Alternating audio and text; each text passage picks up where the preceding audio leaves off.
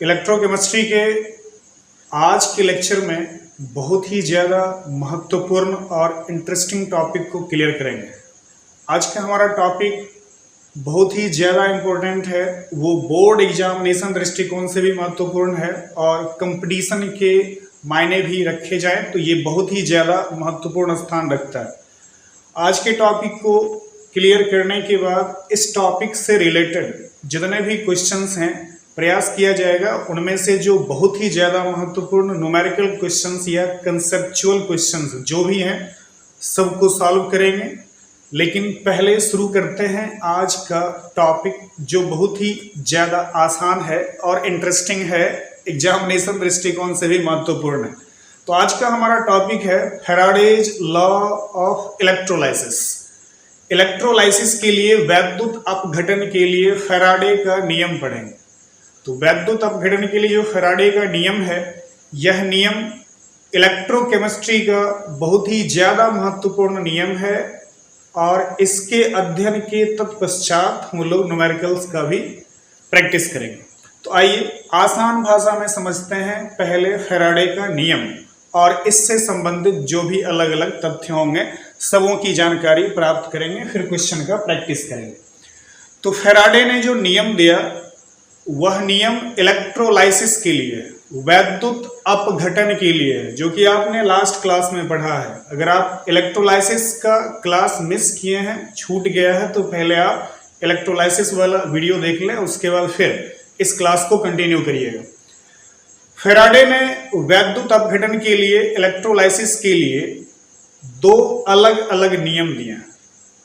दोनों नियम को बस फर्स्ट लॉ, सेकेंड लॉ, प्रथम नियम, द्वितीय नियम इस नाम से ही हम लोग स्टडी करेंगे। तो आज पहले हम लोग देखते हैं Faraday's first law of electrolysis, Faraday का वैद्युत अपघटन का प्रथम नियम। आपने ये पढ़ा था कि जब कभी किसी इलेक्ट्रोलाइट से करंट पास करता है तो करंट के पास होने से वह इलेक्ट्रोलाइट विघटित हो जाता है, अपघटित हो जाता है, टूट जाता है। तो इस प्रक्रिया का नाम क्या था? इलेक्ट्रोलाइसिस।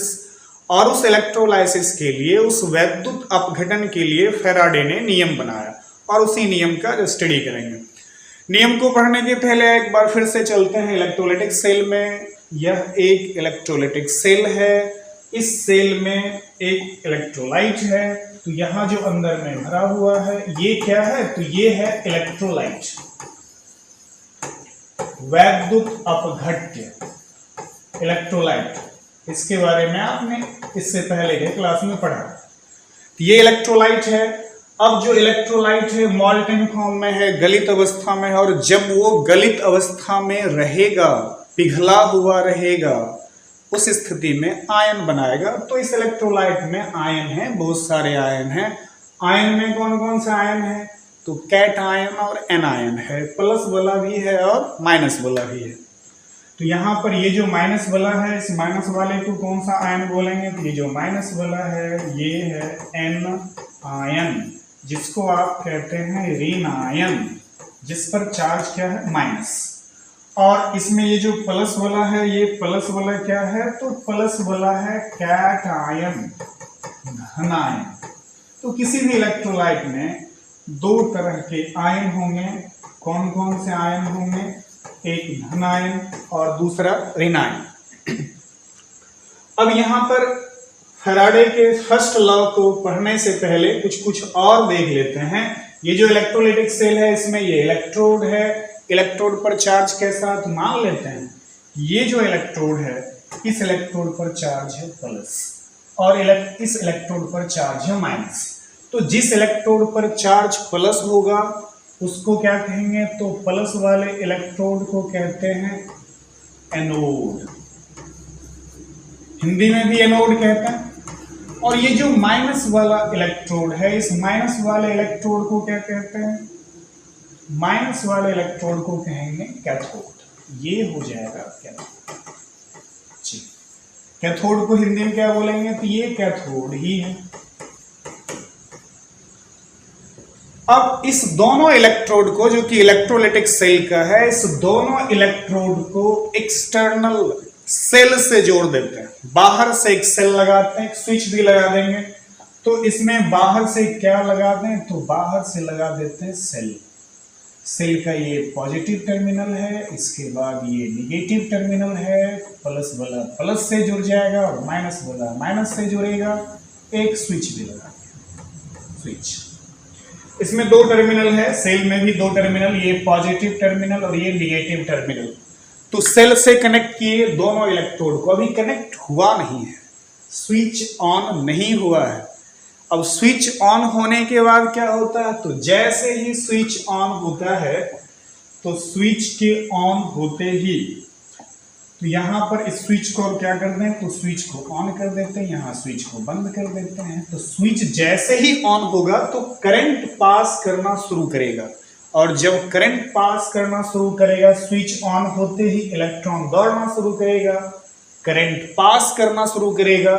और जब करंट पास करना शुरू करेगा तो ये जो दो तरह के आयन इस इलेक्ट्रोलाइटिक टैंक में हैं, ये दोनों आयन मूव करना शुरू करेगा अपोजिट इलेक्ट्रोड की तरफ। चार्ज जिस पर प्लस है वो माइनस वाले की तरफ जाएगा, और जिस पर माइनस है वो प्लस वाले की तरफ जाएगा। चलिए दोहरा देते हैं इसको। तो यहां जो ये माइनस वाला है, ये माइनस वाला कहाँ जाएगा, तो जो माइनस वाला है वो आएगा कहां पर, प्लस वाला पर जमा। ये माइनस वाला जो है, ये माइनस वाला जमा होगा प्लस वाले पर, ये माइनस वाला आके कहाँ जमा होगा, प्लस वाले पर। और ये जो प्लस वाला है, ये जो प्लस वाला नाम क्या है, तो प्लस वाले को कैटायन बोलते हैं। तो कैटायन कहाँ जमा होगा, तो कैथोड पर जमा होगा। एनायन एनोड पर जमा होगा, कैटायन कैथोड पर जमा होगा। तो दोनों अलग अलग चार्ज वाले इलेक्ट्रोड पर जाकर के जमा हो जाएगा, डिपॉजिट हो जाएगा। इसी जमा होने की प्रक्रिया को ध्यान में रखते हुए फैराडे ने नियम बनाया। उन्होंने बोला कि जैसे इसमें करंट पास कराते हैं, तो मान लो कि कम करंट पास कराएं, चार्ज इलेक्ट्रिक चार्ज यहां से पास कौन करेगा, चार्ज ही पास करेगा। जब चार्ज पास करेगा तभी करंट बनेगा। तो उन्होंने बोला कि अगर कम चार्ज पास कराते हैं तो ये जो दौड़ने वाला होता है ये भी कम मूव करता है। अगर ज्यादा चार्ज पास करता है तो ये सब जल्दी जल्दी जाके जमा होता है।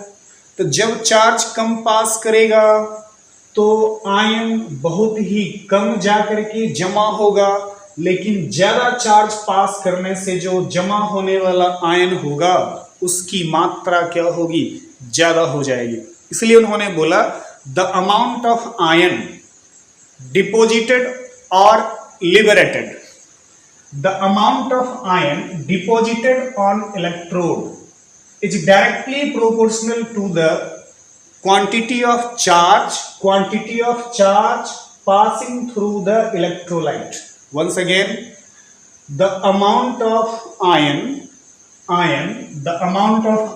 deposited on electrode is directly proportional to the amount or quantity of charge passing through the electrolyte. मतलब जो इलेक्ट्रोलाइट से चार्ज पास करेगा वह चार्ज किसको दोहराएगा, आयन को दोहराएगा। तो आयन जमा होगा कहां पर, जमा होगा इलेक्ट्रोड पर।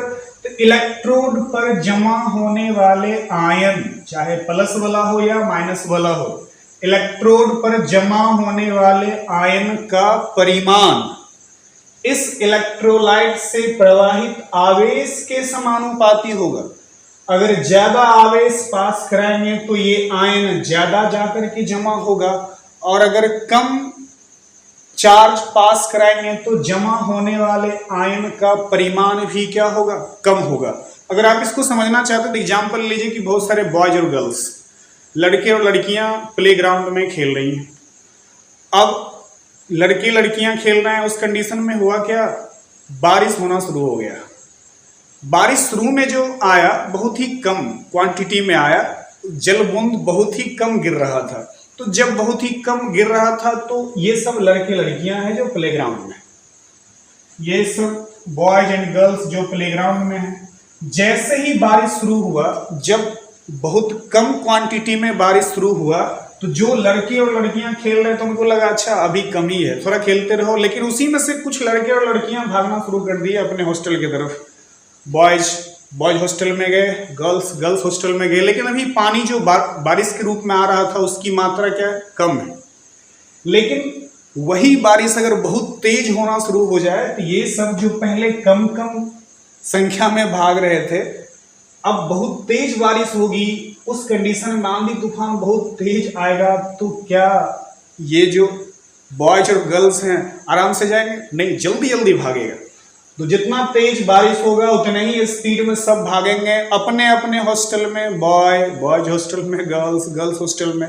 ठीक उसी तरह से बारिश की बात करें तो बारिश मतलब यहाँ चार्ज ले लेते हैं, जितना ज्यादा चार्ज यहाँ से पास करेगा उतना ज्यादा संख्या में आयन जमा होगा।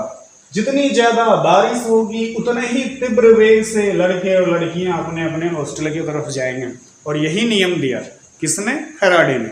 उन्होंने बोला जितना चार्ज पास कराएंगे, चार्ज का परिमाण जितना ज्यादा होगा, जब यहां जमा होने वाले आयनों का परिमाण उतना ही ज्यादा होगा। अगर चार्ज कम पास कराएंगे तो आयन कम जमा होगा, चार्ज ज्यादा पास कराएंगे तो आयन क्या होगा? ज्यादा जमा होगा। बस इस चीज का ध्यान रखना है। इसलिए स्टेटमेंट, फर्स्ट लॉ का स्टेटमेंट हो गया, इलेक्ट्रोड पर जमा होने वाले आयन का परिमाण, आयन के परिमाण को किससे डिनोट किए? W से। इलेक्ट्रोड पर जमा होने वाले आयन का परिमाण इलेक्ट्रोलाइट से प्रवाहित आवेश, विद्युत आवेश की मात्रा के क्या होता है? समानुपाती होता है। अब इस स्टेटमेंट का ध्यान रखते हुए हम लोग व्यंजक निकाल लेते हैं, फॉर्मूला भी निकाल लेते हैं, जैसा कि स्टेटमेंट में बोला गया है। अब इस स्टेटमेंट के अनुसार the amount of ion deposited on electrode और लिबरेटेड एट इलेक्ट्रोड, मतलब इलेक्ट्रोड पर जमा होने वाले या इलेक्ट्रोड पर मुक्त होने वाले आयन की मात्रा। तो आयन की मात्रा को डिनोट किससे करते हैं? तो आयन की मात्रा को डिनोट करते हैं W से। तो इलेक्ट्रोड पर जमा होने वाले आयन का परिमाण किसके समानुपाती है? तो इस इलेक्ट्रोलाइट से प्रवाहित आवेश की मात्रा, आवेश की मात्रा को डिनोट किससे किए? Q से। तो स्टेटमेंट के अकॉर्डिंग मैथमेटिकल एक्सप्रेशन हो गया, गणितीय व्यंजक हो गया W समानुपाती क्या? Q। अब इसी को थोड़ा आगे बढ़ा लेते हैं। ये W समानुपाती का चिन्ह हटाएंगे तो बराबर का चिन्ह आएगा, और Q क्या है? आवेश। तो कोई बात नहीं, समानुपाती का चिन्ह हटाए तो बराबर का चिन्ह बदले में कांस्टेंट, और वो कांस्टेंट क्या है? तो Z है, और इसके बाद क्या है? Q। तो W बराबर हुआ ZQ। यहां पर एक फॉर्मूला मिल गया, W बराबर ZQ, वेयर जहां W क्या है, Q क्या है और Z क्या है। अच्छा, W और Q तो पहले से लिख चुके हैं, तो सिर्फ Z लिख लेते हैं। यहां पर जो Z है वह Z कहलाता है इलेक्ट्रोकेमिकल इक्विवेलेंट, इलेक्ट्रोकेमिकल इक्विवेलेंट। यह Z एक कांस्टेंट है, और ये कांस्टेंट कहलाएगा क्या? Electrochemical equivalent. हिंदी में कहते हैं वैद्युत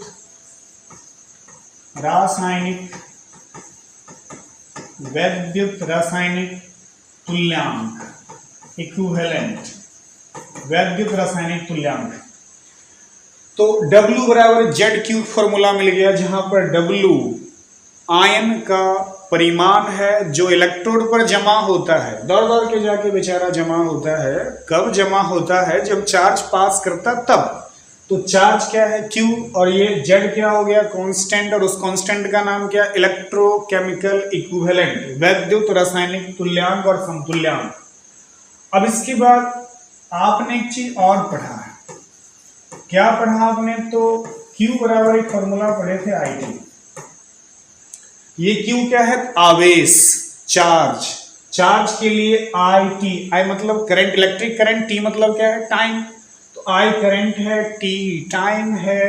तो अगर इस Q की जगह पर IT रखते हैं तब फॉर्मूला होगा W बराबर ZQ की जगह पर IT। एक फॉर्मूला ये भी हो गया, W बराबर ZIT, जहां पर W क्या है? आयन की मात्रा है जो जमा होगा और ये जेड इलेक्ट्रोकेमिकल इक्विवेलेंट, वैद्युत रासायनिक समतुल्यांक, आई क्या है तो करंट है और टी क्या है टाइम। यहाँ पर अगर लिखना चाहें तो आई करंट है, टी टाइम है, इसको भी लिख लेते हैं। आई करंट है, टी टाइम है, इसको हटा दीजिए, इसकी जरूरत नहीं है।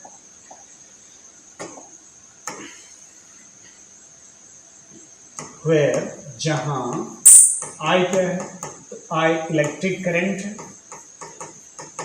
इलेक्ट्रिक करंट विद्युत धारा, विद्युत धारा है और विद्युत धारा किसमें है तो एम्पियर में है।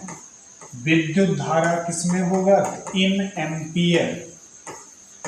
विद्युत धारा की माप किसमें करेंगे एम्पियर में करेंगे। और ये टी क्या है तो टी बराबर है टाइम, और टाइम मतलब होता है समय, और समय की माप किसमें करेंगे इन सेकेंड। तो एक फॉर्मूला मिला W बराबर ZIT, फैराडे का first law, first law of electrolysis, Faraday's first law of electrolysis, Faraday का वैद्युत अपघटन का प्रथम नियम। अब इसके बाद इसमें कुछ स्पेशल केसेस देख लेते हैं, कुछ अलग अलग कंडीशंस हैं, उस कंडीशन का इस्तेमाल करते इसी फॉर्मूला का यूज करेंगे। W बराबर ZIT है, इसी का इस्तेमाल करेंगे। यहां पर एक कंडीशन अप्लाई करते हैं, इफ, यदि यहां पर I है, T है, मान लेते हैं I जो कि करंट है, करंट की माप किस में कर रहे हैं एम्पियर में कर रहे हैं, तो मान लेते हैं कि I बराबर कितना एम्पियर है तो 1 एम्पियर, करंट कितना एम्पियर 1 एम्पियर ले लिए। इसके बाद टाइम, टाइम कितना सेकेंड तो 1 सेकेंड, टाइम 1 सेकेंड है, करंट 1 एम्पियर, टाइम 1 सेकेंड हो तो देन, तो अब क्या होगा W बराबर क्या था, W बराबर था ZIT, तो Z की जगह Z रखते हैं, लेकिन I करंट कितना एम्पियर है, एक ही एम्पियर है, तो करंट 1 एम्पियर, टाइम कितना सेकेंड 1 सेकेंड। तो अब देखिए यह W किसके बराबर हो गया तो Z के बराबर। तो Z क्या है इलेक्ट्रोकेमिकल इक्विवेलेंट, वैद्युत रासायनिक समतुल्यांक है, और यह इलेक्ट्रोकेमिकल इक्विवेलेंट किसके बराबर है तो W के बराबर है। और वो W क्या है amount of ion deposited on particular electrode और liberated at particular electrode. Electrode पर जमा भी हो सकता है, इलेक्ट्रोड पर मुक्त भी हो सकता है, वही W है। अब अगर इस Z को डिफाइन करें तो Z क्या है इलेक्ट्रोकेमिकल इक्विवेलेंट क्या है, तो किसी पदार्थ का इलेक्ट्रोकेमिकल इक्विवेलेंट, किसी पदार्थ का इलेक्ट्रोकेमिकल इक्विवेलेंट किसके बराबर होगा तो पदार्थ की मात्रा के बराबर होगा। आसानी से आप परिभाषित कर सकते हैं, जो कंडीशन है उसी का इस्तेमाल करेंगे, डेफिनेशन मिल जाएगा। तो किसी पदार्थ का इलेक्ट्रोकेमिकल इक्विवेलेंट पदार्थ की वह मात्रा है जो कब प्राप्त हुआ, जब 1 सेकेंड तक कितना एम्पियर करंट पास कराए 1 एम्पियर। तो जब कभी 1 सेकेंड तक 1 एम्पियर करंट पास कराने पर पदार्थ की जो मात्रा प्राप्त होगी, स्वाभाविक है जब कभी भी करंट पास कराएंगे तो पदार्थ कुछ ना कुछ तो मिलेगा। तो जितना पदार्थ मिलेगा कब 1 सेकेंड में 1 एम्पियर करंट पास कराने पर 1 सेकेंड टाइम तक 1 एम्पियर का करंट पास कराए, और इस समय अंतराल में इतना करंट के पास होने से जो पदार्थ की मात्रा प्राप्त होगी उसी पदार्थ की मात्रा को क्या कहेंगे इलेक्ट्रोकेमिकल इक्विवेलेंट। तो इलेक्ट्रोकेमिकल इक्विवेलेंट किसके इक्वल हो गया पदार्थ की मात्रा, ये वैद्युत रासायनिक समतुल्यांक पदार्थ की मात्रा के बराबर है, कब जब 1 सेकेंड तक 1 एम्पियर का करंट पास कराएंगे तब। अब यहां तक कोई दिक्कत है नहीं। तो ये फैराडे का फर्स्ट लॉ था। फैराडे का सेकेंड लॉ ही पढ़ेंगे, आगे पढ़ेंगे, बहुत ही ज्यादा इंटरेस्टिंग वो भी है, महत्वपूर्ण है, आसान भाषा में समझेंगे, अच्छे से याद रखेंगे, लंबे समय तक याद रखेंगे, क्वेश्चन बनाएंगे, बोर्ड में अच्छा नंबर लाएंगे, कंपटीशन को भी देखना है, आप थोड़ा काम करते रहिए। अब इसमें इसी चीज को थोड़ा आगे देख लेते हैं, एक अलग नॉर्मल रिएक्शन, एक जनरल रिएक्शन देखते हैं। एक सामान्य अभिक्रिया मान लेते हैं। टॉपिक अब थोड़ा चेंज हो रहा है। अब एक सामान्य अभिक्रिया मान लेते हैं, एक जनरल रिएक्शन है। Consider a general reaction. माना कि एक सामान्य अभिक्रिया है, हिंदी होगा, जो लोग हिंदी लिखना चाहते हैं लिख सकते हैं। माना कि एक सामान्य अभिक्रिया है। वैसे जहाँ पर आवश्यकता होती है रहती है हम खुद लिख देते हैं। आप निश्चिंत रहिए, हिंदी के लिए तो एकदम निश्चिंत रहिए। जहाँ पर इंग्लिश में करने की ज़रूरत है, इंग्लिश करने से ही अच्छा होगा, वहाँ पर उसी में करें तो ज़्यादा बेहतर है। लेकिन जहाँ पर लगे कि हिंदी की आवश्यकता है तो लिखेंगे, जरूर लिखेंगे, वैसे हम लिख दिया करते हैं। तो यहाँ पर मान लेते हैं एक सामान्य अभिक्रिया है। अब अभिक्रिया क्या है वो देखिए। हमारे पास एक धातु का आयन है, धातु का आयन, मेटल आयन। अच्छा, धातु का जो आयन होता है इलेक्ट्रॉन लॉस करता है कि गेन करता है? तो धातु का कैरेक्टर है, मेटल का कैरेक्टर है, हमेशा बेचारा इलेक्ट्रॉन क्या करेगा, लॉस करेगा।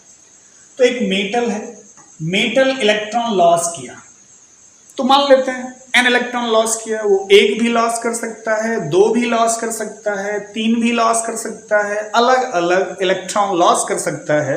चूंकि जनरल रिएक्शन मान रहे हैं इसलिए एन प्लस मान लिया, मतलब एन इलेक्ट्रॉन लॉस किया, जिसमें एक भी हो सकता है, दो भी हो सकता है, तीन भी हो सकता है। तो एन इलेक्ट्रॉन जब ये लॉस करेगा तो अब ये किस अवस्था में आ गया, तो अब ये आ गया एक्वस स्टेट में, जलीय अवस्था में है। अब चाहते हैं कि ये क्या करे, मेटल का जो आयन है वो मेटल बन जाए। आयन है, परमाणु में परिवर्तित हो जाए। तो आयन परमाणु में कब परिवर्तित होगा, तो उसने जो इलेक्ट्रॉन लॉस किया था उतना इलेक्ट्रॉन अगर वो गेन कर लेता है तो फिर से आयन से कन्वर्ट हो जाएगा किसमें, एटम में, परमाणु। तो अब ये मेटल कितना इलेक्ट्रॉन लॉस किया, 3 इलेक्ट्रॉन। तो 3 इलेक्ट्रॉन दिलवा दीजिए, नहीं 3 ने एन इलेक्ट्रॉन लॉस किया था, एन इलेक्ट्रॉन लॉस किया था, एन प्लस चार्ज था, तो एन इलेक्ट्रॉन इसको दे देता है। तो जैसे ही इसे एन इलेक्ट्रॉन देंगे तो एन इलेक्ट्रॉन प्राप्त करने के बाद अब ये बन जाएगा कौन चीज, मेटल। जितना प्लस था उतना माइनस दे दिए, तब प्लस माइनस जीरो हो गया, न्यूट्रल हो गया। तो परमाणु कैसे होते हैं, उदासीन होते हैं। और ये किस स्टेट में हो जाएगा, तो ये हो जाएगा सॉलिड स्टेट में। तो एक जनरल रिएक्शन था। इस रिएक्शन में मेटल आयन था, पहले से इलेक्ट्रॉन लॉस करके रखा था, जितना लॉस किया था उतना दे दिए, गेन कर लिया। अब आयन खत्म हो गया और बन गया एटम। एग्जाम्पल अगर आप लिखना चाहते हैं तो इसके लिए आप एग्जाम्पल लिख सकते हैं। अब जैसे देखिए एग्जाम्पल यहाँ सोडियम है, Na प्लस कितना प्लस चार्ज है, एक। तो कितना इलेक्ट्रॉन दीजिएगा, एक इलेक्ट्रॉन देंगे। एक इलेक्ट्रॉन जैसे ही ये लेगा तो अब सोडियम एटम बना लेगा। अगला एग्जांपल जैसे Mg2 प्लस ले लीजिए। मैग्नीशियम कितना इलेक्ट्रॉन लॉस करके मैग्नीशियम आयन बनाया, तो 2 इलेक्ट्रॉन लॉस करके बनाया। तो अब इसे 2 इलेक्ट्रॉन दे दीजिए। तो 2 इलेक्ट्रॉन देंगे तो क्या बनाएगा, Mg। अब ये किस स्टेट में आ गया, सॉलिड स्टेट में आ गया, एटम बन गया। ठीक इसी तरह से अगर आप Al3 प्लस एल्यूमिनियम आयन बनाते हैं तो 3 इलेक्ट्रॉन लॉस करता है, और फिर आप इस आयन से परमाणु बनाना चाहते हैं तो जितना लॉस किया था उतना इसको दे दीजिए। तो बेचारा उतना लेगा और लेने के बाद क्या बनाएगा, एल्यूमिनियम बन जाएगा। तो ये सब आयन है और ये क्या है, एटम है। तो देखिए कभी 1 लॉस करता है, कभी 2 लॉस करता है, कभी 3 लॉस करता है। तो इसलिए इस सब के लिए एक जनरल रिएक्शन लिखे, और वो जो जनरल रिएक्शन था वो जनरल रिएक्शन ये है। जो N प्लस मतलब N इलेक्ट्रॉन लॉस किया, वो 1 भी हो सकता है, 2 भी हो सकता है, 3 भी हो सकता है, इसलिए N प्लस लिख लिया। अब इस रिएक्शन को समझने के बाद थोड़ा कुछ काम और करते हैं। अभी मेटल आयन था, अब ये आयन एटम में परिवर्तित होने के लिए कितना इलेक्ट्रॉन लिया, 3 N इलेक्ट्रॉन लिया, N मोल इलेक्ट्रॉन लिया है। अभी पहले हम लोग लिखते हैं एक इलेक्ट्रॉन पर कितना चार्ज है, तब देखेंगे कि ये आयन से जो ये परमाणु बना है, तो आयन से परमाणु बनने में इसने कितना मोल इलेक्ट्रॉन लिया, तो 3 मोल इलेक्ट्रॉन लिया। तो कितना इलेक्ट्रॉन मतलब कितना चार्ज देंगे तो वह आयन परमाणु में बदल जाएगा। तो मेनली अभी हमको निकालना आवेश, किसी आयन को कितना आवेश देंगे तो वह आयन परिवर्तित हो जाएगा। किसमें परिवर्तित होगा? परमाणु में। तो जब कभी भी आयन परमाणु में बदलेगा तो आवेश ग्रहण करके बनेगा, तो आवेश का परिमाण क्या होगा यही निकालना। जैसे इस कंडीशन में कितना चार्ज लेगा, जैसे सोडियम अगर आयन से परमाणु बनाता है तो कितना आवेश लेगा तो बन जाएगा। उसी तरह से मैग्नीशियम आयन है, मैग्नीशियम आयन से मैग्नीशियम परमाणु बनेगा तो कितना चार्ज इसको देंगे तो ये परमाणु में परिवर्तित हो जाएगा। और ठीक उसी तरह से एल्यूमिनियम है, तो इसको कितना चार्ज देंगे, कितना आवेश देंगे तो ये परमाणु बनाएगा। तो क्या हर एक जगह एक ही आवेश देना पड़ेगा? नहीं, अलग अलग जगह पे अलग अलग आवेश देना पड़ेगा। तो एक ऐसा शॉर्टकट ट्रिक निकालेंगे हम लोग लास्ट में, जिससे कहीं भी देख करके सिर्फ आसानी से आप निकाल पाएंगे कि कितना आवेश इसको देंगे कि ये कन्वर्ट हो जाएगा। तो वही काम करना है कि किसको कितना आवेश देंगे तो वो परिवर्तित हो जाएगा आयन से परमाणु में। तो पहले निकालते हैं कि एक इलेक्ट्रॉन पर कितना चार्ज है। ये तो आपने पहले से पढ़ा है, आपने पढ़ा है चार्ज ऑन 1 इलेक्ट्रॉन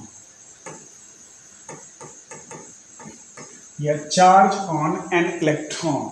एक इलेक्ट्रॉन पर कितना चार्ज होगा? चार्ज ऑन एन इलेक्ट्रॉन, एक इलेक्ट्रॉन पर आवेश, एक इलेक्ट्रॉन पर आवेश। एक इलेक्ट्रॉन पर कितना आवेश है जल्दी से सोच लीजिए।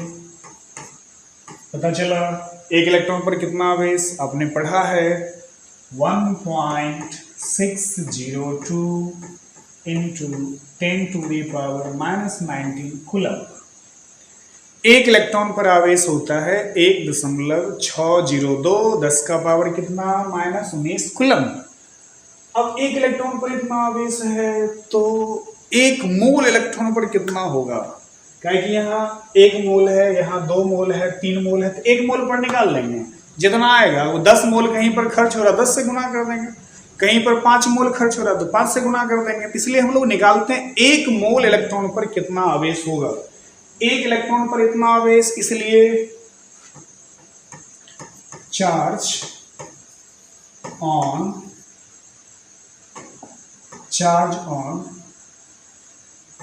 1 मोल ऑफ इलेक्ट्रॉन्स। अब 1 मोल इलेक्ट्रॉन है, तो 1 मोल इलेक्ट्रॉन पर आवेश, 1 मोल इलेक्ट्रॉन पर 1 मोल इलेक्ट्रॉन पर आवेश, 1 मोल इलेक्ट्रॉन पर आवेश बराबर। तो पहले आपको जानना होगा कि 1 मोल में होता कितना है। 1 मोल बराबर कितना आइटम होता है? 1 मोल बराबर 6.022 10 का पावर 23 1 मोल बराबर होता है। तो 1 इलेक्ट्रॉन पर आवेश इतना है, तो 1 मोल पर कितना होगा? 1 मोल में इतना इलेक्ट्रॉन होता है और 1 इलेक्ट्रॉन पर इतना आवेश, इसलिए 1 मोल पर कितना, इससे गुना कर दीजिए। 1.602 10 का पावर कितना -19 कूलम पर मोल हो गया। 1 मोल पर 1 मोल पर इतना चार्ज है। तो आप इसको जब गुना करिएगा तो ये आएगा 96,472 कूलम पर मोल। इस दोनों को जब आप गुना करिएगा तो 96,472 कूलम पर मोल आएगा। मतलब 1 मोल इलेक्ट्रॉन पर आवेश फिक्स है, कैलकुलेट किया गया, कितना आया? तो 1 मोल पर आवेश 96,472 कूलम होता है। अब इसको याद रखना होगा, तो 96,472 लास्ट में लिख लेते हैं। तो इसको हम लोग लगभग लिख लेते हैं 96,472 500 कूलम्ब पर मोल। बाद में न्यूमेरिकल से सॉल्व करने होंगे और 96,472 को लगभग 96,500 मान लिए, जिससे कि कैलकुलेशन आसान हो जाएगा और आप जो भी सॉल्व करेंगे वहां पर हर एक जगह इसी तरह से मान लिया गया है, जो कि 96,472 था, लगभग 96,500 कूलम्ब है। तो ये अप्रॉक्स वैल्यू आप याद रखेंगे और इसी वैल्यू को पुट करना होगा, कैलकुलेशन करना होगा। तो एक मोल पर कितना चार्ज है, तो 96,500 कूलम्ब पर मोल। एक मोल इलेक्ट्रॉन है तो उस पर इतना चार्ज होगा। और ये जो 96,500 कूलम्ब एक मोल पर चार्ज है, इसे कहा जाता है 1 फैराड। एक फैराड जो आवेश होगा वह एक फैराड किसके बराबर होगा, तो 96,500 कूलम्ब पर मोल। तो आप यहां लिख भी सकते हैं बराबर 1 फैराड। 1 फैराड सिंबल लिखेंगे कैपिटल F, ऐसे लिखते हैं तो 1 फैराड। तो 96,500 कूलम्ब एक फैराड हो गया। तो ये था फैराडे का फर्स्ट लॉ, और फैराडे के फर्स्ट लॉ से ये एक डाटा मिल गया 96,500 कूलम्ब, जो कि एक मोल इलेक्ट्रॉन पर आवेश होता है। अब इसी में एक दो और फॉर्मूला डिराइव करते हैं, जो कि इससे पहले का कंसेप्ट था। फैराडे के नियम का यूज करेंगे, एक दो और नया फॉर्मूला प्राप्त करते हैं। अब यहां पर n गुना 96,500 कूलम्ब आवेश की एक क्वांटिटी है, आवेश का एक परिमाण है, और वह परिमाण कितना है, तो n गुना 96,500 कूलम्ब। n गुना 96,500 कूलम्ब कितना द्रव्यमान जमा करेगा, आपने पढ़ा जितना आवेश पास करेगा उसी के समरूप, उसी के अनुरूप पदार्थ जमा होगा। तो अगर इतना आवेश जमा करते हैं तो मान लिए कि जो जमा हुआ उस जमा होने वाले पदार्थ का कितना ग्राम है, तो A ग्राम। आवेश कितना पास कराए, n गुना 96,500 कूलम्ब, और जब n गुना 96,500 कूलम्ब चार्ज पास किया तो इलेक्ट्रोड पर कितना परिमाण में पदार्थ जमा हुआ, तो A ग्राम। तो यहाँ पर n गुना 96,500 कूलम्ब चार्ज जमा करता है। तो अब n गुना 96,500 कूलम्ब आवेश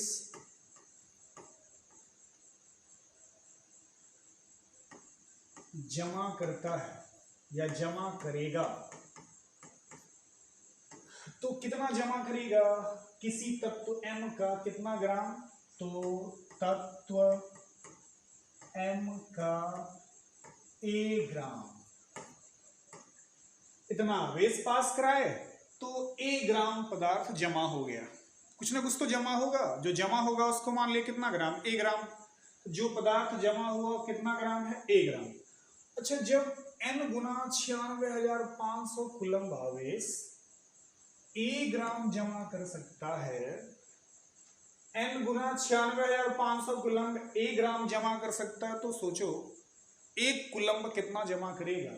तो n गुना 96,500 A ग्राम जमा करता है, तो एक कूलम्ब आवेश जमा करेगा, एक कूलम्ब आवेश जमा करेगा। कितना जमा करेगा, इतना जमा करेगा कि काम चल जाएगा। कितना जमा करेगा, तो n गुना 96,500 कूलम्ब बट्टा में आ जाएगा, A बट्टा n गुना 96,500 ग्राम तत्व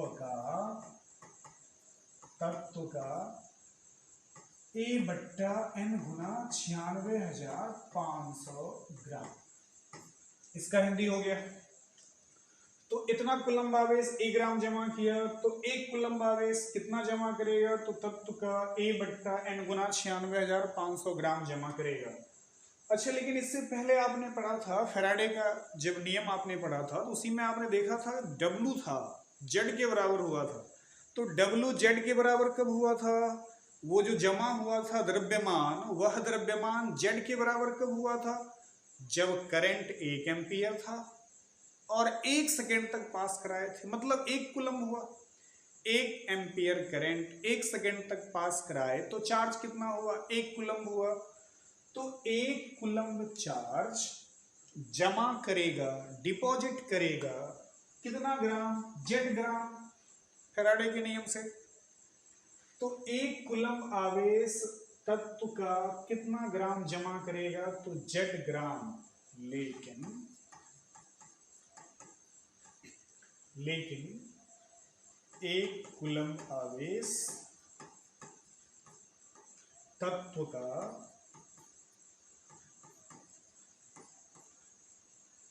या 1 कूलम्ब आवेश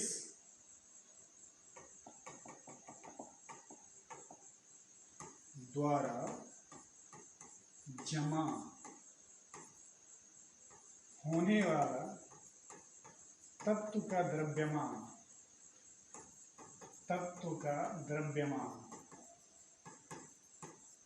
तो तत्व का कितना द्रव्यमान जमा होगा, जब 1 कूलम्ब आवेश होगा तो कितना ग्राम, जेड ग्राम। और 1 कूलम्ब आवेश जमा करता है इतना ग्राम, 1 कूलम्ब आवेश जमा करता है जेड ग्राम। 1 कूलम्ब आवेश जमा किया E/N गुना 96,500 कूलम्ब ग्राम। और फिर 1 कूलम्ब कितना जमा किया, जेड ग्राम। 1 कूलम्ब बराबर इतना, 1 कूलम्ब बराबर इतना, मतलब ये दोनों आपस में क्या होंगे, बराबर होंगे। तो जेड बराबर E/N गुना 96,500 ग्राम। तो जेड बराबर E/N गुना 96,500 ग्राम। अब यहां पर देखिए E/N है, ए क्या है, एटॉमिक मास है, एन क्या है, वैलेंसी है। तो आपने पढ़ा था, सॉल्यूशन चैप्टर में पढ़ा था, जिस समय आप पढ़ रहे थे फॉर्मलिटी, नॉर्मलिटी। तो नॉर्मलिटी और फॉर्मलिटी उस दोनों में आपने देखा था इक्विवेलेंट मास। तो इक्विवेलेंट मास के लिए क्या फॉर्मूला था, तो मास, एटॉमिक मास बट्टा क्या, वैलेंसी, और एटॉमिक मास बट्टा वैलेंसी बराबर क्या, इक्विवेलेंट मास। तो ये ई क्या है, ये ई है इक्विवेलेंट मास। तो जेड तो पहले से पता है, इलेक्ट्रोकेमिकल इक्विवेलेंट है। और ई क्या है, तो ई है इक्विवेलेंट मास, वेयर, जहां ई बराबर इक्विवेलेंट मास, इक्विवेलेंट मास, समतुल्य द्रव्यमान। इक्विवेलेंट मास हिंदी होगा समतुल्य द्रव्यमान, इक्विवेलेंट मास समतुल्य द्रव्यमान। तो इस तरह से एक नया फॉर्मूला मिला, जेड बराबर E/N गुना 96,500 कूलम्ब, ये ग्राम लिखिए, या जेड बराबर E/96,500। तो इस तरह से Faraday's first law of electrolysis से संबंधित जो भी फॉर्मूला था, एक फॉर्मूला था W बराबर ZQ, दूसरा फॉर्मूला W बराबर ZIT, इसके बाद फिर से फॉर्मूला मिला Z बराबर E/N गुना 96,500, फिर फॉर्मूला Z बराबर E/96,500, और एक इससे पहले डाटा मिला 96,500 कूलम्ब पर मोल, मतलब 1 मोल इलेक्ट्रॉन पर आवेश सामान्यतया कितना लिया जाएगा, तो 96,500 कूलम्ब। और वह 96,500 कूलम्ब किसके इक्वल होगा, तो 1 फैराड के इक्वल होगा। तो 1 farad is equal to 96,500 coulomb per mole, जो कि एग्जैक्ट वैल्यू नहीं है, लेकिन कैलकुलेट करने में आप उसी वैल्यू का इस्तेमाल करें। अब है फैराडे का सेकेंड लॉ। इलेक्ट्रोलाइसिस के लिए फैराडे का सेकेंड लॉ ये भी महत्वपूर्ण है और थोड़ा उससे डिफरेंट है, लेकिन बाकी सब मिलता जुलता है। थोड़ा सिमिलरिटीज है, थोड़ा डिससिमिलरिटीज है, थोड़ी समानताएं हैं और असमानताएं हैं फर्स्ट लॉ और सेकेंड लॉ में। अभी फैराडे का सेकेंड लॉ है। अब सेकेंड लॉ में उन्होंने बोला, यदि श्रेणी क्रम में जोड़े गए विभिन्न इलेक्ट्रोलाइट के विलयनों से, अलग अलग इलेक्ट्रोलाइट के विलयनों से यदि एक ही धारा प्रवाहित होती है, तो इलेक्ट्रोड पर जमा होने वाले पदार्थों का द्रव्यमान उनके समतुल्य द्रव्यमान का सीधा समानुपाती होता है। एक बार फिर सुन लीजिए, फैराडे का सेकेंड लॉ है इलेक्ट्रोलाइसिस के लिए, इलेक्ट्रोकेमिस्ट्री का ही ये टॉपिक है। फैराडे का सेकेंड लॉ है, फर्स्ट लॉ है, अभी जस्ट आपने पढ़ा था। इसके बाद सेकेंड लॉ, और सेकेंड लॉ में उन्होंने क्या बोला, यदि श्रेणी क्रम में जोड़े गए, मतलब सीरीज में जुड़ा हुआ है, यदि श्रेणी क्रम में जोड़े गए अलग अलग इलेक्ट्रोलाइट के विलयनों से, यदि सेम विद्युत धारा, यदि समान विद्युत धारा प्रवाहित होती है, तो इलेक्ट्रोड पर जमा होने वाले पदार्थ का द्रव्यमान उनके ही समतुल्य द्रव्यमान इक्विवेलेंट मास के डायरेक्टली प्रोपोर्शनल होगा। When the same quantity of charge is passed through the solution of different electrolytes connected in series, इस तीनों को किस में कनेक्ट करेंगे, सीरीज में कनेक्ट करेंगे, अभी जस्ट कनेक्ट करेंगे, connected in series, the masses of substance deposited at respective electrode is directly proportional to their equivalent masses। यदि श्रेणी क्रम में जोड़े गए विभिन्न इलेक्ट्रोलाइट के विलयनों से होकर एक ही विद्युत धारा प्रवाहित की जाए, तो इलेक्ट्रोड पर मुक्त होने वाले पदार्थों का द्रव्यमान उनके समतुल्य द्रव्यमान का सीधा समानुपाती होगा। अब इस चीज को दिखाने के लिए पहले हम तीन अलग अलग इलेक्ट्रोलाइट और इलेक्ट्रोलाइटिक सेल, वोल्टामीटर भी बोलते हैं, यहां पर मान लेते हैं कि तीन अलग अलग वोल्टामीटर है, तीन डिफरेंट वोल्टामीटर है। वोल्टामीटर मतलब इलेक्ट्रोलाइटिक सेल है, ये भी इलेक्ट्रोलाइटिक सेल, ये भी सेल और ये भी सेल है, तीनों को पहले सेल बनाते हैं। तो सेल में क्या इलेक्ट्रोड होगा, तो यहाँ इलेक्ट्रोड पहले लगा देते हैं, इलेक्ट्रोड है, ये इलेक्ट्रोड है, तो ये एनोड है, तीनों का एनोड पहले अलग कर लेते हैं, तीनों में पहले एनोड बना लेते हैं। इसमें एनोड हो गया, इसका भी एनोड बना लीजिए, ये एनोड हो गया, इसका भी एनोड बना लेते हैं, फिर तीनों को सीरीज में जोड़ेंगे, तीनों का एनोड हो गया। अब एनोड के बाद तीनों का कैथोड बना लेते हैं, तो इस तीनों का कैथोड, तो ये इसका कैथोड हो गया, इस वोल्टामीटर का, इस इलेक्ट्रोलाइटिक सेल का कैथोड, यहां फिर ये कैथोड, कैथोड, और इधर भी एक कैथोड। ये तीन अलग अलग वोल्टामीटर हो गया या इलेक्ट्रोलाइटिक सेल है। अब ये एनोड एनोड एनोड सबको जोड़ना है, सीरीज में जोड़ना है। अब सीरीज में जोड़ना है तो कैसे जोड़ेंगे वो देखिए।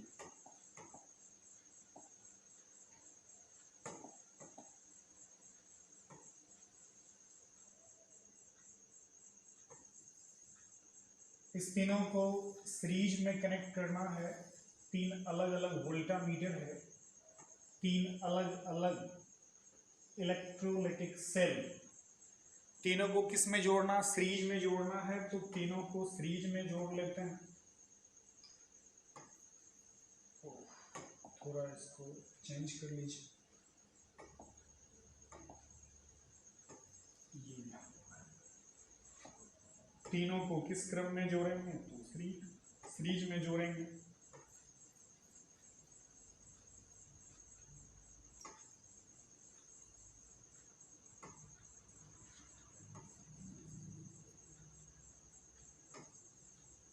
ये वायर हो गया।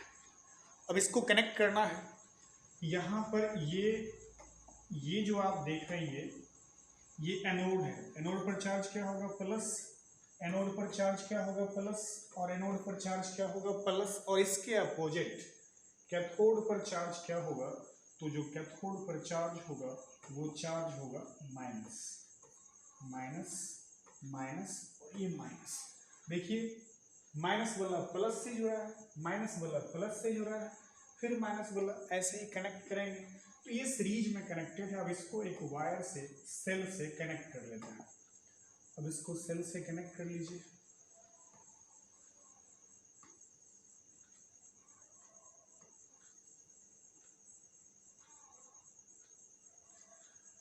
अब एक स्विच लगा देते हैं इसमें, यहां पर एक स्विच,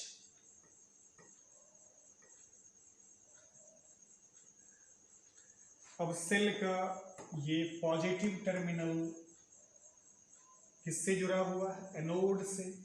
और सेल का नेगेटिव टर्मिनल किससे जुड़ा हुआ है? कैथोड से।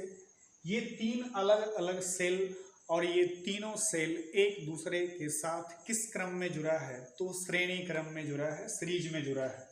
अब यहाँ तीन अलग अलग वोल्टामीटर, तो ये जो पहला वोल्टामीटर है, इस पहले वोल्टामीटर में जो सॉल्यूशन है वो H2SO4 सॉल्यूशन है। इसमें H2SO4 सॉल्यूशन है। H2SO4 विलियन हो गया। इसमें कौन है? इसमें है copper sulphate solution, CuSO4 copper sulphate solution. और जो लास्ट है इसमें है silver nitrate, AgNO3 solution, AgNO3 solution. तीन अलग अलग वोल्टामीटर था, तीनों वोल्टामीटर को एक दूसरे के साथ किस क्रम में जोड़ा गया? तो सीरीज में जोड़ा गया। और सीरीज में जोड़ने के बाद इस तीनों से एक ही करंट पास कर रहा है। सेम सेल से कनेक्ट किए तीनों को, तो तीनों से सेम करंट पास कर रहा है, तीनों से सेम चार्ज पास कर रहा है। इस कंडीशन में अब जो चार्ज पास करेगा तो यहाँ जो आयन है, ये जो सॉल्यूशन है, इसमें भी सॉल्यूशन है, इसमें भी सॉल्यूशन है, आयन होगा। और वो आयन जमा होगा कहाँ पर? इलेक्ट्रोड पर जमा होगा। और जो इलेक्ट्रोड पर आयन जमा होगा, उस आयन का, उस पदार्थ का द्रव्यमान उसी पदार्थ के समतुल्य द्रव्यमान का सीधा समानुपाती होगा। तो अब स्टेटमेंट मैच कर लीजिए। यदि श्रेणी क्रम में तीनों श्रेणी क्रम में है, यदि श्रेणी क्रम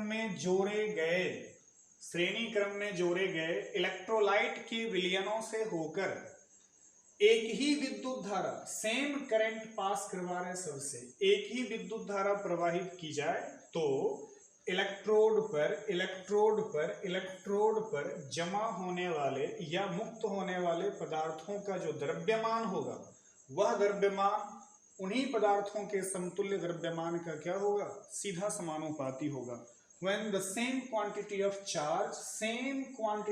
charge is passed through the solution of different electrolytic cell or electrolytes connected in series, the masses of substances deposited at respective electrodes is directly proportional to their equivalent masses. तो ये स्टेटमेंट है, यदि श्रेणी क्रम में जोड़े गए विभिन्न इलेक्ट्रोलाइट के विलयनों से एक ही धारा प्रवाहित होती है, उस स्थिति में इलेक्ट्रोड पर जमा होने वाले पदार्थ का द्रव्यमान उन्हीं के समतुल्य द्रव्यमान के क्या होगा? सीधा समानुपाती होगा। अब जैसे देख लीजिए एग्जाम्पल के रूप में कौन कौन कहाँ जमा होगा। तो यहाँ पर ये सल्फ्यूरिक एसिड है, H2SO4 है, तो सल्फ्यूरिक एसिड में यहाँ पर कौन जमा होगा? हाइड्रोजन जमा होगा, H2। काहे कि ये प्लस वाला है, कहाँ जाएगा? माइनस वाला पे जाएगा। ये कॉपर प्लस वाला है, तो कहाँ जाएगा? माइनस वाला पे जाएगा। तो यहाँ कौन जमा होगा? कॉपर। और ये सिल्वर है, सिल्वर पर चार्ज कैसा है? प्लस, तो प्लस है, किस पर जमा होगा? फिर ये माइनस पर जमा होगा, सिल्वर जमा होगा। तो तीन अलग अलग वोल्टामीटर था, तीन अलग अलग इलेक्ट्रोलाइटिक सेल है। और इस इलेक्ट्रोलाइटिक सेल में, पहला सेल में कैथोड पर कौन मुक्त होगा? हाइड्रोजन मुक्त होगा या जमा होगा। दूसरे वोल्टामीटर में कौन? कॉपर जमा होगा, कहाँ पर? कैथोड पर। और तीसरे वोल्टामीटर में सिल्वर जमा होगा, क्योंकि सिल्वर पर चार्ज प्लस होगा, जमा होगा माइनस वाला पे जाके, एनोड कैथोड पे जाके। तो सिल्वर यहाँ जमा हुआ, कॉपर यहाँ जमा हुआ, हाइड्रोजन यहाँ जमा हुआ। तो ये जमा हुआ है। लेकिन अब जो रूल है, जो लॉ है, उस लॉ की सहायता से जो स्टेटमेंट है उसके अकॉर्डिंग जो फॉर्मूला होगा वो देख लेते हैं। अब statement according to the law, now according to the law,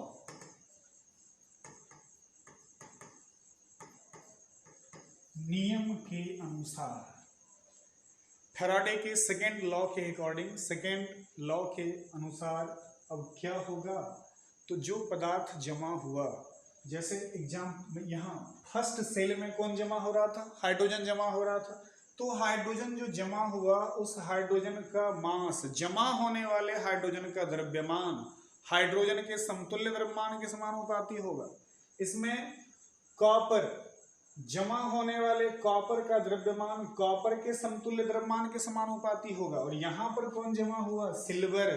तो सिल्वर का जो जमा होने वाला द्रव्यमान है वह द्रव्यमान किसके समानुपाती होगा?